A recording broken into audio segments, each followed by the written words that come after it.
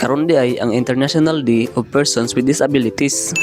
Yo, what's up guys? Welcome back na po sa atong mini vlog. Ikatulo na day karon nga adlaw no sa bulan sa Disyembre. Sa mga wala day nakabalo guys, basta gani maabot ang December 3, mao day ni ang adlaw ang ginasaulog ang International Day of Persons with Disabilities. Kini nga adlaw guys, unang gideklara ni adtong 1992 sa United Nations General Assembly aron suportahan ang mga katungod ug kaayuhan sa mga taong adunay kapansanan sa tanang aspeto sa katilingban, lakip na sa politika, ekonomiya, kultura ug uban pa. O diba, naitrivia? Ha, pero bitaw, may snack sa ta kay pati nang gutuma. Wa manggod ko nakapamahaw aning panahon na, kanilaging magdali-dali ta. Kinilaging dugay ta mo mata, mao ni resulta. Pero may gani, nailibreng snack diring dapita, di ba? Sulbad atong pamahaw. Ha, bahalang nakagubot na sila dira og palista, basta ako nabusog na. Ha. So mao to guys no, pag humanay og snack, nagsugod na dayon ang programa. Mao din na sila guys ang nag-lead sa doxology. Mao na sila ang mga member sa deaf community diri sa Mungkayo. Unya, nag-opening speech na po ang among presidente diri sa Pobla Speed sa Mungkayo. Unya, nisunod po og speech ang mga bisita no. Ug syempre naghatag po og motivational speech ang among kapitan diri sa poblasyon. Unya, pagkahuman ato guys, naghatag na po jag pampalingaw sa mga tao. Kung kinsa daw tong pinakanindot mo sayaw, tagaan daw niya og premyo. So mao to, nanayo sila. Ug syempre wala ni pili, bata o tigulang pwede mo apel. So wala po nagpalupig ato ang mga kids diri ang dapita guys. So mao to, pagkahuman gipang tagaan sila og premyo tanan. Abi na og pilion ra, ni apel na lang pud unta og sayaw.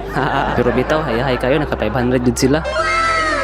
Ana man jud na, basta andam lang ka mo participate, unya di ka maulaw, syempre makadawat jud ka. Unya, naghatag po daw og mensahe among focal person diri guys sa MSWD, si Ma'am Charmaine. Unya, nag-intermission number po damong kauban guys, ilang mga talent. Unya, mo ni akong pinakaganahan, kining bata nga nagkanta.